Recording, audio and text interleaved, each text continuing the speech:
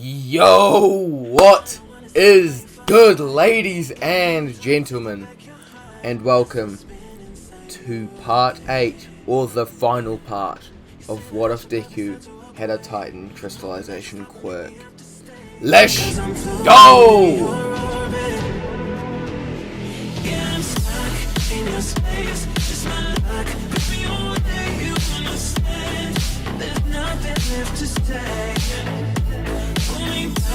Take my hand, come on, name, you understand, I wanna stay,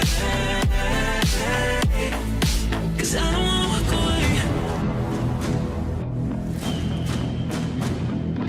'cause I don't wanna walk away,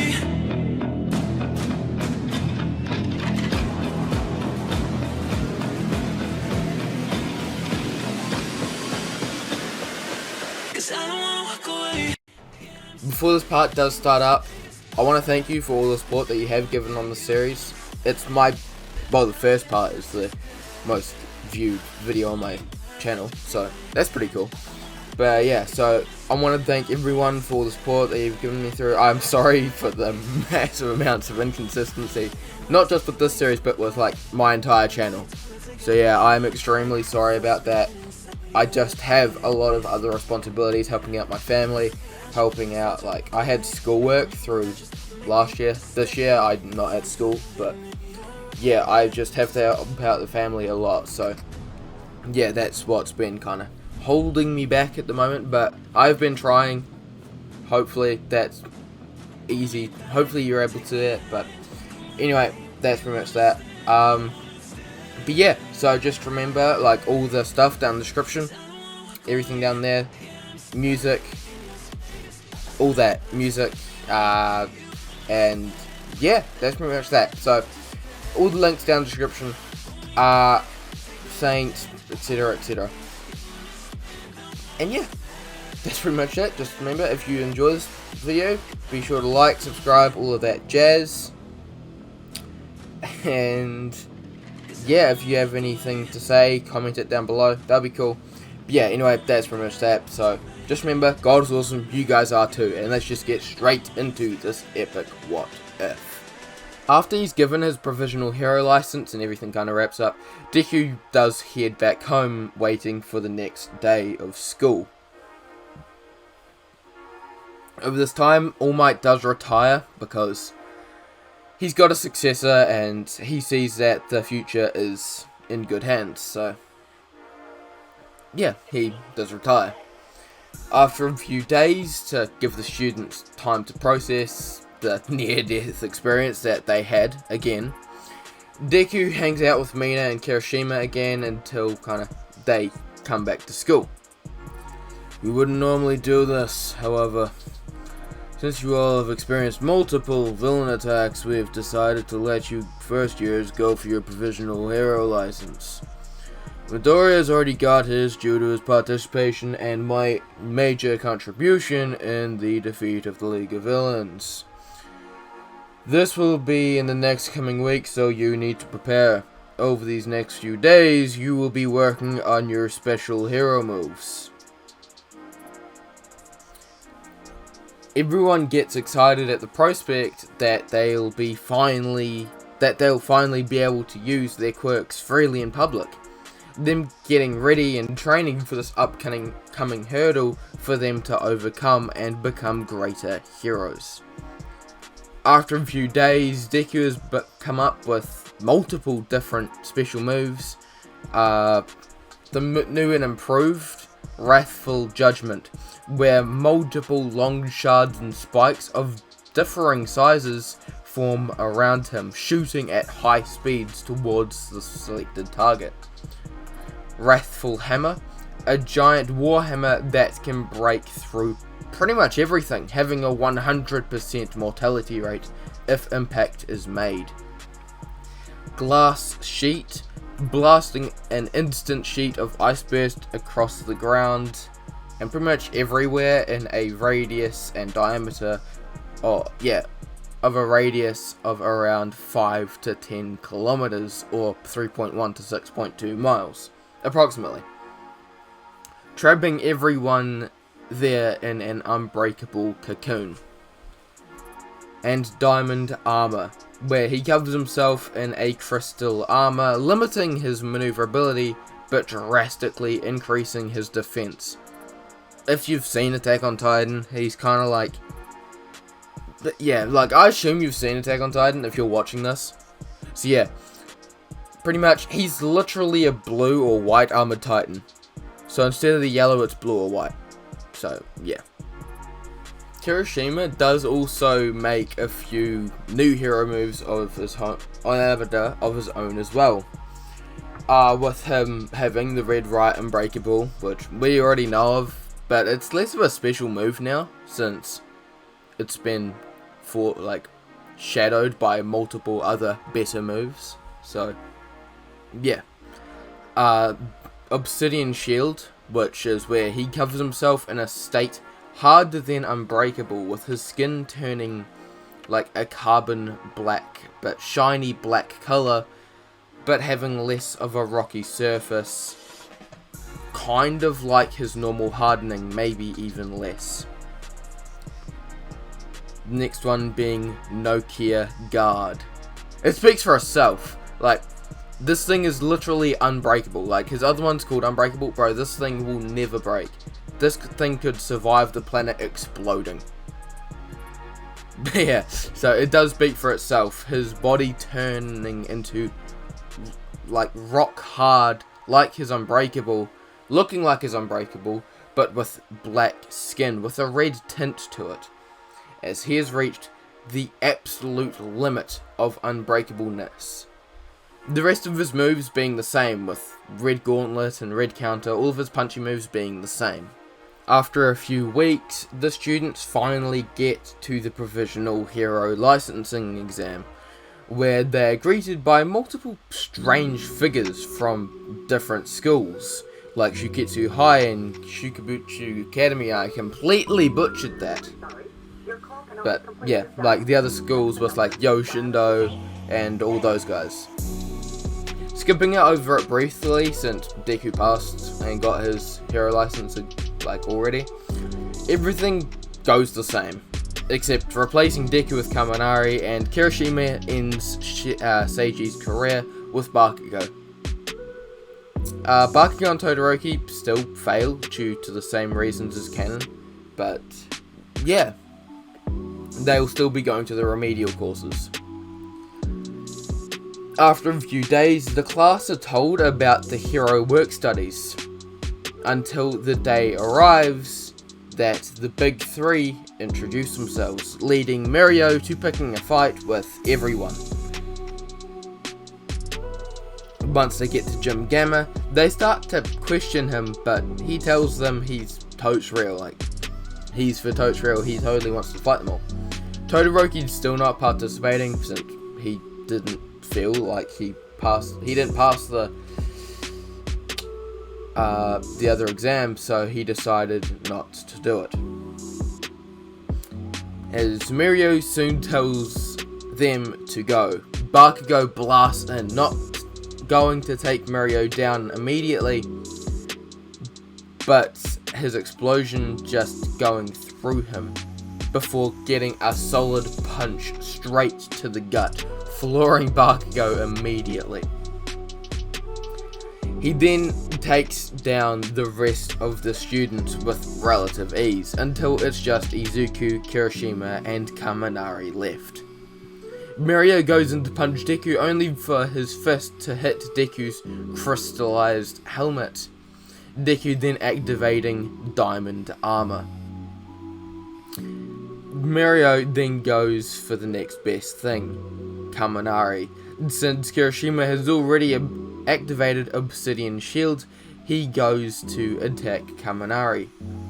He dodged before, Kaminari dodges before he's attacked, but he is then kicked in the stomach, knocking him down.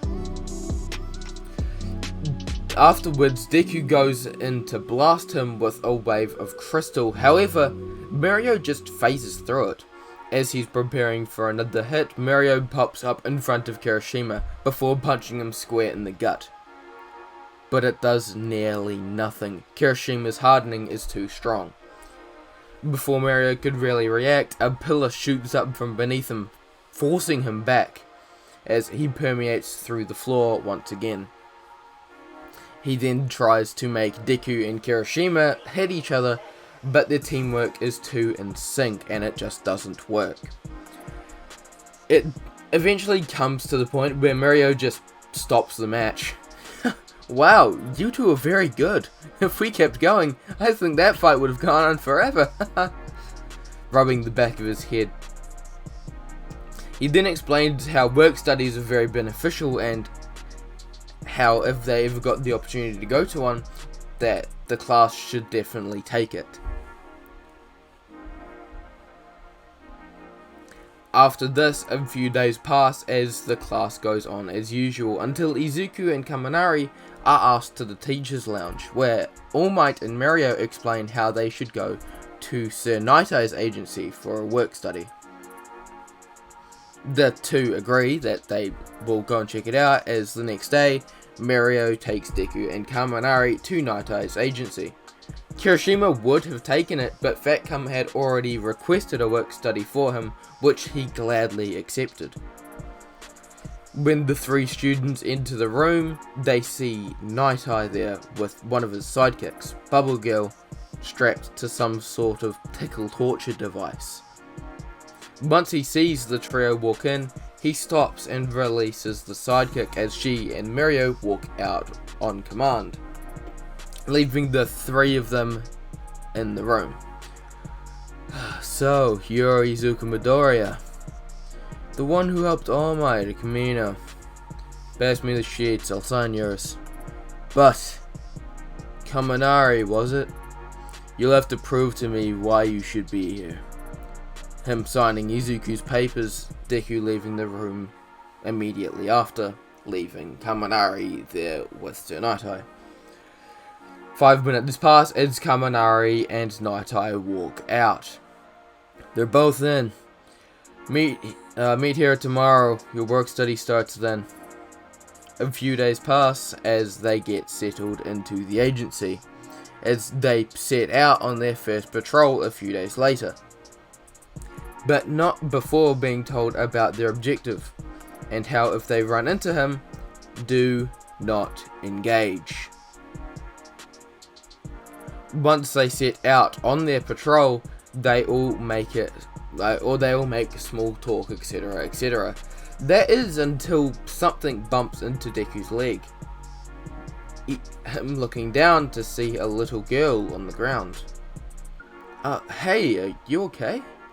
Deku says, crouching down, the others looking at her in confusion. You didn't hurt yourself, did you?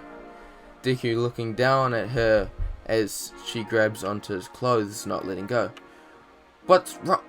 Him looking down at her bandaged limbs. Before he could question anything else further, Izuku is cut off by someone walking down the alleyway. I'm very sorry about my daughter, heroes. She can be very clumsy sometimes. Come on, Eri. You should let the heroes continue on their work. As Izuku is about to stand up, he feels the girl tug on his pants. Please, don't go. Him kneeling back down. I'm sorry, sir, but why's your daughter got bandages on both her arms and legs? It surely can't just be from playing around and hurting yourself. You see, heroes, she has a special tendency to get herself into trouble, which ends up getting her hurt. Now come on, Eri, it's time to go. The man's starting to slide his glove off. The girl, known as Eri, then starts running back to the man. See? That wasn't too hard now, was it? Thank you, heroes. The man waving back at them before walking back at the alley. Kaminari prepares to go after him before a crystal pillar blocks his way. What? What are you doing, Midoriya? He was about to get violent. What are you talking about? He's right, Kaminari. She started running back voluntarily, like she was scared something was gonna happen. Lemillion, we should take this back to Night Eye. And don't worry, I've got a tracker on her. I know exactly where she is at all times. They then make their way back to Sir Night Eye, explaining the situation in which he understands. While this is all happening, Kirishima ended the bladed villain's whole career immediately. Like, the man didn't even stand a chance. A few days later, they are all in a meeting where Deku, Kaminari, Kirishima, Ochako, Su, and Mirio are sitting with the heroes as they explain the plan on how they'll raid the Shihei Hizakai base. Rocklock doesn't talk that much and diss the hero students that much, since Deku has proved he's stronger than most pros. Like, man's took down the most powerful villain with relative ease. Finally, the day finally arrives, with all the heroes and police setting up outside the Yakuza mansion. One of the officers then reads out their warrant before a huge man busts out the gate, like crushing a bunch of the cops and a couple of the lower grade heroes. Before he could cause any more damage, however, the man is frozen over immediately by Deku's ice burst, stopping him in his tracks. They then start running through the building, with Night Eye asking Midoriya, how far away are they? Well, from what I'm sensing, they're about 4 stories below us and a few hundred meters in front. I'd say we go down about 2 more stories before I can get her out of there safely.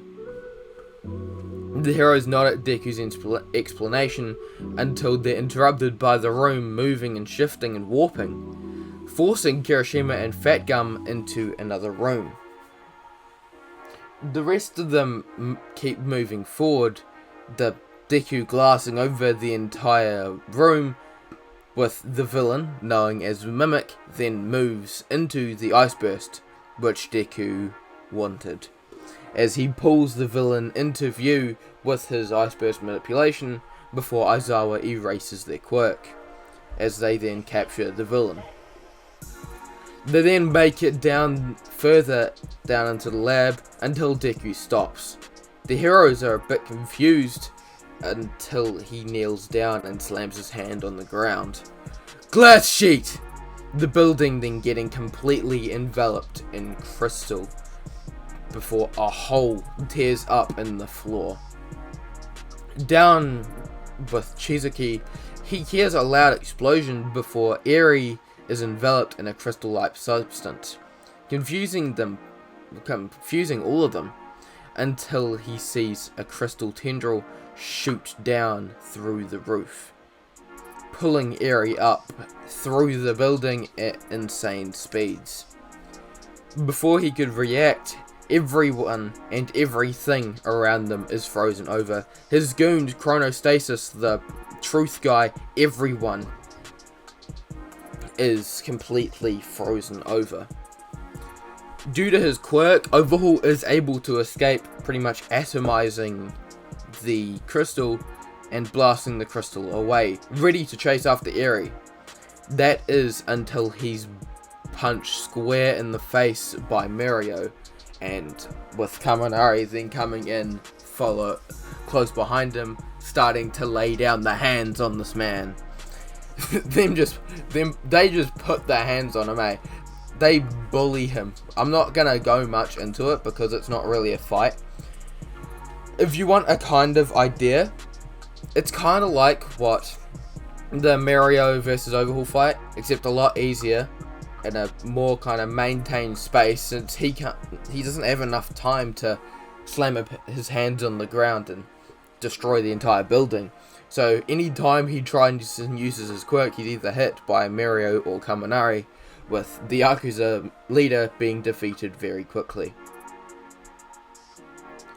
After this, everything is sorted out, very anticlimactically, with, after this, Nightai then gets a call in for Deku, asking if they could bring him to the mountains.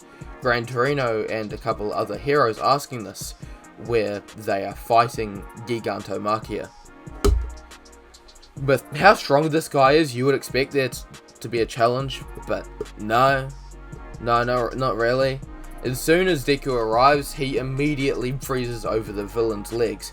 The villain trying to take him down, or trying to rip himself out, but it's no use, as he can't pull himself out. As this happens, they then hear a loud shout. Wrathful judgment! As multiple long and gigantic shards and spikes of ice burst form around Deku, launching at insane speeds at Gigantomachia, piercing through his armor and stabbing into him, before he then screams one more time, Wrathful Hammer! As a gigantic hammer forms like in his hands, him bringing it up and slamming it down onto Gigantomachia's head. Not killing him, but that man's out. He's out for a while. As Izuku then freezes the villain completely over, making it completely unable for him to move. It does take time for him to freeze over this villain, as he is quite a mass, but with a bit of effort he is able to achieve this. After this, they have the school festival with Gentle Criminal not even trying to attack UA. 3 monstrosities in their first year class, and Mirio Togata, a bunch of heroes, All Might still being there, even though All Might's retired, but a bunch of heroes being there, he's not even going to try it. So the school festival goes nice and smoothly, with Deku helping out with the thingy. You know what I'm talking about. Yeah, helping out with the special effects. After this, they have the joint training arc. Yeah, it's a sweep, not gonna lie. One of these days, I might actually talk about the training arc. One of these days. I don't know, in a couple what ifs, maybe. I probably will, but not now. Not this part, it's a sweep. They get destroyed. Their lives are ending. No. We then have a time skip of around 3 months. The entire Class 1A are fighting the Meta Liberation Army, which is a lot weaker this time, since they don't have the League of Villains and the entire Paranormal Liberation Front. So the heroes are able to take them down with relative ease, as all the villains are taken down, with Redestro, Curious, Trumpet, Skeptic, Slide and Go, him being taken down, and Gessen, all of them being taken down with a relative amount of ease. They're still extremely strong, so it's not a slide, or not a wipe, but it is still a lot easier than if good old Shiggy was there with All for One wiping the floor with an entire city.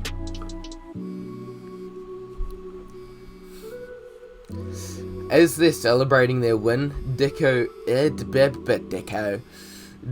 then looks to Mina, who smiles at him with a wide grin. But this is cut short by a fist puncturing straight through her abdomen. Izuku just looking in horror as he sees what he thinks is like the love of his life, his girlfriend's limp body getting raised in the air before being thrown away, slamming into the ground, her laying there dead. What Izuku sees terrifies him.